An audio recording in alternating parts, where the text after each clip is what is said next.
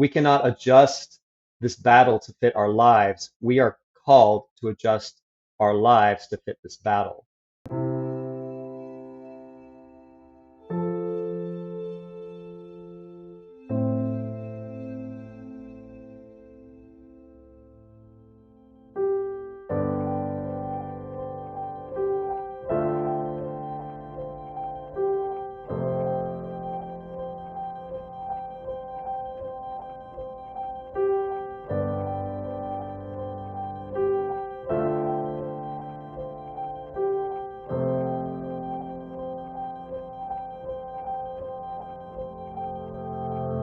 Hi folks, and welcome to Humans of the Pro-Life Movement, an initiative of the Pro-Life Guys podcast where we explore the lives of the courageous men and women who are making sacrifices for the weakest and most vulnerable members of the human family.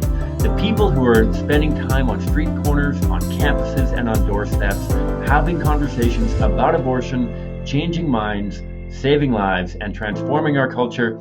Today, I'm joined by a friend and colleague in the United States. Lincoln, how are you doing?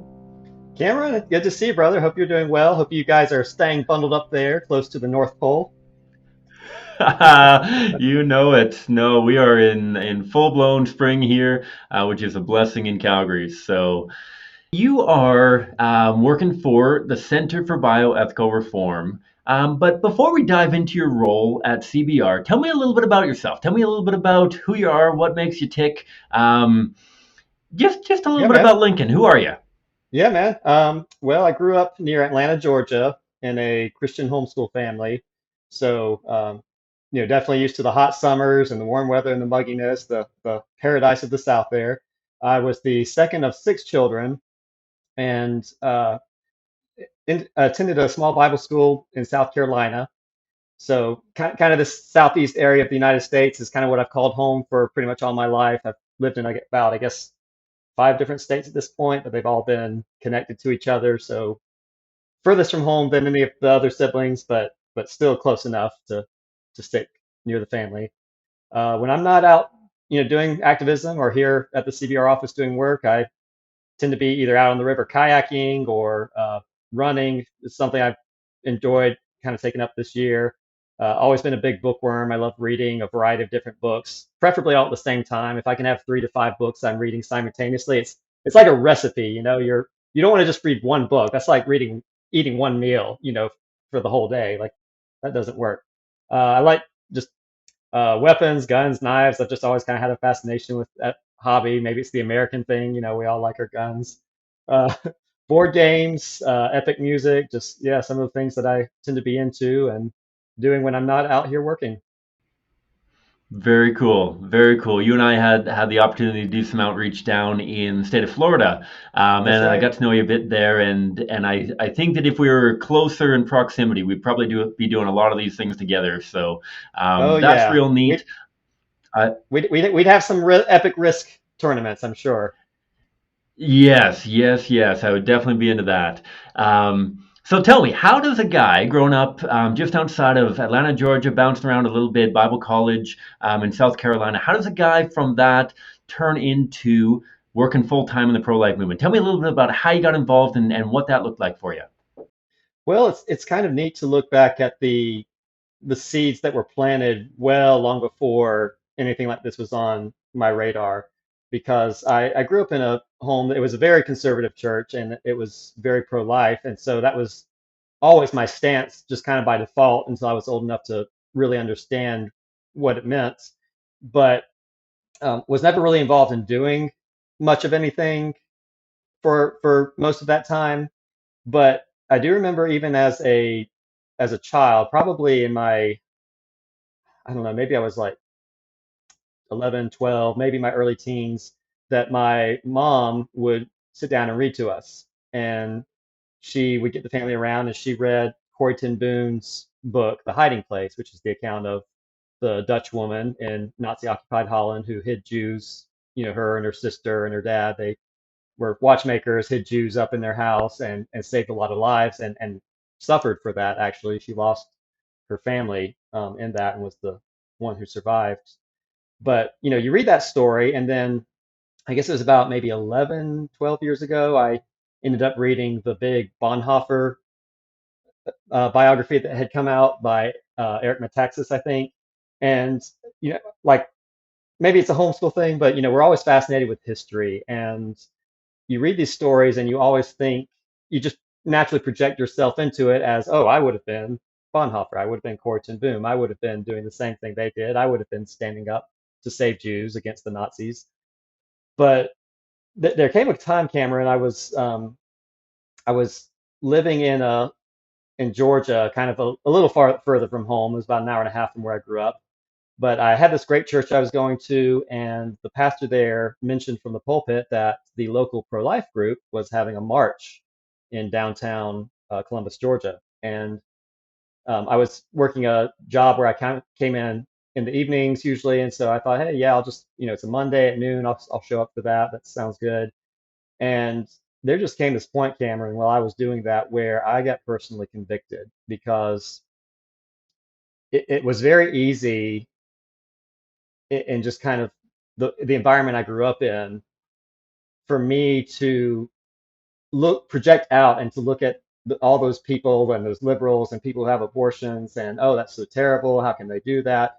And we're I'm sure you've studied this and looked at this. When Jesus talks about judge not lest you be judged in the Gospel of Matthew, that's not saying that we're not to judge and discern right and wrong, including injustices in other people and cultures. It means that we have to take that standard first and apply it to ourselves. And um, it's just very easy for us to expect other people to repent or be broken over their own sin and not first have come to that place ourselves. So that was just a breaking point for me where I kind of knew in an instant that this was what God was calling me to, because I realized that, for all the things I could say about other people, a lot of them arguably may have not fully known better, or at least not had the truth to the extent that I did. And I was just convicted of my apathy, realizing that I knew what was right. I mean, I knew that abortion was wrong, that it's murdering an innocent child, but how could I believe that and not be doing something? And it came, I remember in the March, it came right back to those historical real people that I had been so fascinated by and reading up on, that how can I say I would have done something back then when there was a real cost for doing it? And I'm not willing to just, go peacefully on a sidewalk and try to offer help to a pregnant mother walking to the clinic, in a way that's perfectly legal and peaceful. The most I'll have happen is, be cussed at maybe. And so that was kind of how it started. And so from there, I was doing sidewalk counseling probably once or twice a week. Started, I was able to lead a pro-life book study at my church that I was attending. There was a local FM radio station that had this, he would kind of do this conservative talk show thing, and he would have me on once a week just to discuss pro-life and abortion related issues. And so it was kind of the thing I was doing on all my off time. I was working just a regular job, and then one day this organization, the Center for Bioethical Reform, they got in touch with our local pro-life chapter there in the city, and they were trying to recruit full-time staff members, and the president of the group referred them to me. And I will say, I'm sure your listeners are probably familiar with what you do with the pictures and kind of the history of that. And when I heard about that, maybe this isn't usual, but for me, it never occurred to me to be against using the pictures, because it was just the most natural, intuitive thing. Like, of course, if this is happening, this is real, and this is something we're outraged by, why wouldn't we want to shout it from the rooftops? Why would we not want everyone who drives on a busy interstate to see what's going on behind closed doors? And obviously, there's some tweaking in terms of our comfort level with doing it different places or with different venues. So that's evolved some, but I think that's something that's always made sense to me. And when I heard about it as something you could do full time, I I almost didn't even have to pray about it, because it was just like, hey, this is what I've already been praying for. Here's the answer to my prayers. Sign me up, and the rest, they say, is history. Bingo, and here you are. Here you are leading activism and campus tours and the whole shebang throughout the southeast of America. And I'm sure that you've even gone beyond that. And so I find that so interesting. And I think that dovetails so perfectly with what Scott Klusendorf often talks about, that nobody decides to enter the pro-life movement. It's more of a summoning. It's more of a journey into it, that the path is laid, and whether it's the scales falling from our eyes or whether it's something else, and we just realize, like, boom, here I am. Here's what needs to be done, and I have this incredible opportunity. So I praise God that you were able to pursue that. And since you kind of gave that yes and went down that road, I'd love to hear maybe a memory or two that stands out for you in your time working in the pro life movement. What stands out as something really, really cool that's happened to you? Oh man, there's so many. I mean, there's always just the surprising number of conversations we have with individuals who, and this is usually the person who just comes up and they're willing to talk to you one on one, apart from just all the noise and clamor of the group and the group think that's, usually protesting us. And but we get those, and to me, it's just always amazing how, like, this one guy in particular, I think it was the University of Kentucky, and there's a lot of hubbub and noise and protests going on one side of our big constructed display with the pictures. But this guy was just kind of on like the backside looking at pictures, over there where it was kind of alone. And I just kind of stood next to him, asked him, what do you think? And it was really fascinating because this individual was very historically literate. So when, on the display we have, I think the one y'all have is probably a little bit, the panels are and the messaging are somewhat different, but a lot of our panels have to do with, genocide and historically recognized injustices. And this particular guy was just very focused in on that. And, he would ask questions and I would try to give him an answer. And we just made that comparison about how, you know, we're talking about two different groups of humans here, but they're both groups of humans. And it's the dehumanization factor that leads to the atrocity of them being killed. And all the while, when we have these conversations, we're always referencing the picture that we're both looking at and trying to, it's not face to face necessarily, it's more side to side looking, exploring the truth.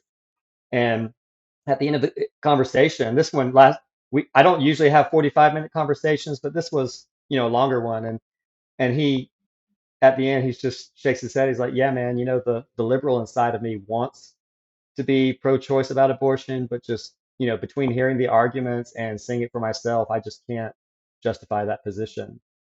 And and we get so much of that, and it's always fascinating to me because it seems like, on the flip side, when you have this group together, and I observe this everywhere I go, you probably have seen this too, I'm sure, that you'll have the group and their focus is, hey, we're not going to talk to these people. We're not here to engage them. We're here to protest them. And they will try to cover us up. They'll try to censor our message. They'll, the favorite thing that I'm sure you've heard, you probably hear it in your sleep now, is free condoms. They're out there shouting that. And we had that on this last trip. And it just strikes me like when you have the group and they're not willing to be open-minded and think for themselves and come up and they, disagree with us, debate with us, but like actually come and let's talk about the facts here. That's effective. But when you get them all just together where they don't want to engage, it's just fascinating because it's so clear it that there's this covering up of the truth, of this distraction where it's like we don't want other people to see this. We don't want to engage with what this is. We're going to distract you with hedonism. We're going to distract you with free condoms and just the thought of pleasure, the thought of distraction, and you know free cakes and just all this stuff that is geared towards making people feel good about the euphemisms of choice and sex without responsibility and women's rights, but not having to see what that actually means. And so, I mean, this is one for all the things in life I'm not sure about. The pro-life case is so solid, and even if it were not just for the arguments that we make, that I think are very solid and based in science and philosophy, it's just so apparent when you even just look at, if you just if you're an alien who's just landed in North America, and you just see this going on and you don't know what it's about, but you see one side is selling a hard sell. They're selling responsibility. They're selling a picture of a gory, mangled body like that nobody likes to see, nobody wants to see. And they're out there willing, they love people enough to do that. And then the other side is trying to appeal to, your physical desires and to, they'll put up some song that everybody, a pop song that, oh, everyone, recognizes that and dances to it. And we're going to just dance. We're going to not think about this. I tell you, man, it further entrenches me to realize that not only there are the arguments solid, but there's this personal behavior that we see where one side is trying to share a truth that is a hard truth, whereas the other side is doing all that they can not to share an opposing viewpoint that they think is true, but to distract. And the difference is night and day. And I would encourage anyone to come out and watch that for themselves if they haven't. If Yeah, you guys and are I mean, guests. there's a million things in there that I could unpack, and I think it's so good that you mentioned those pictures, right? And I find it interesting that you put a picture out in the public, you don't put any words on it or anything, and everybody knows that if you're holding that picture, you're protesting abortion. Just by Yes. looking at abortion, abortion protests itself. I think that's such Yes. an important message for people to understand that you might not be eloquent, you might not be the most prepared to have these conversations, but guess what? Not only will the Lord prepare you for those conversations, not only are there groups like CCBR and CBR and countless others to prepare you for those conversations, but if you present the visual evidence of what abortion does to a preborn child, you will change minds on abortion simply by Yeah. people realizing that that is a human being who's been ripped apart, and that is not a good thing to do. Yeah. So, And you pointed out well, like, the this past trip we had, we were in Nashville and we had this panel that we don't use it very often, but all it is just a 10-foot sign with I think an 8 or a 10-week aborted fetus and just the word 10-week abortion. No stance, no this is right or wrong, just this is what it is. And these women come up to me to talk and they're disgusted by it and they say that, oh, you're disgusting. And in hindsight, we do this, I do this all the time, man. You probably do this in our sleep. It's like, okay, that conversation I had, oh, this is what I should have said. This is what I wish I had said. And it occurred to me later after the fact to I need to respond and say, what makes you think I am against abortion? Like, we're showing the sign, but I mean, why? There's nothing on here to say what you should or should not do. So what is it about showing abortion that makes you automatically assume that I am against it? I mean, like you said, it protests itself.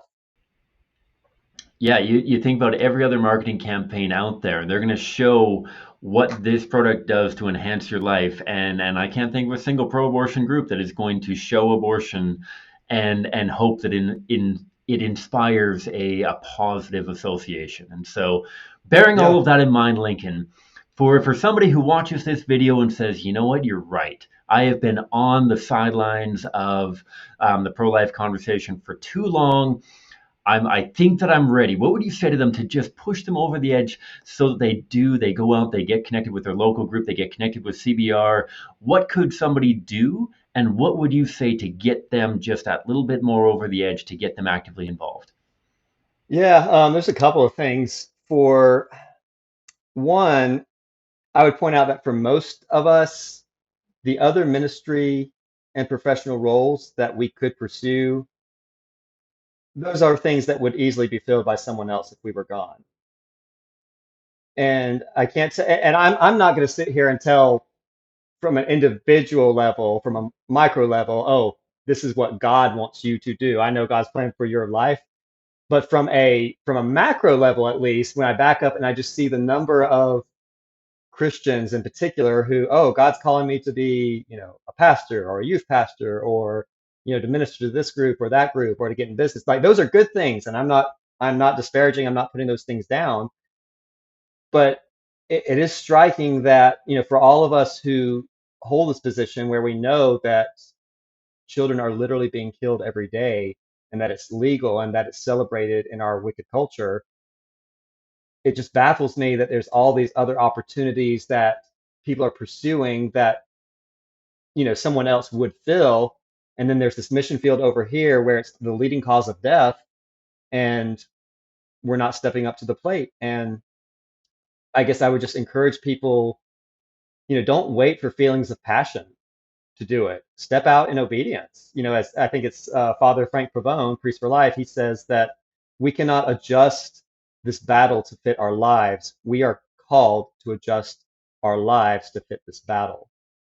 And there's the unique aspect of our cause, Cameron, that the victims are completely helpless and they depend on someone else to act on their behalf. And I think because the victims are unknown and unseen and they're strangers to us, and we don't actually have to there's not a personal connection that we feel because we often don't see it. We don't see the pictures unless we're driving by where you guys are, or we're set up somewhere. And so even among those of us who are pro-life, we tend to treat this casually. um, just one of my many pet peeves is we use this term life. Oh, we're going to have a march for life, we're going to do a this for life and stand for life. And I'm not criticizing people who do that, who use those terms, but it's just the subtle semantic implication that we view this abstract thing called life. It's an it, and we don't view this cause through the lens of lives plural, personal individual lives that are at stake.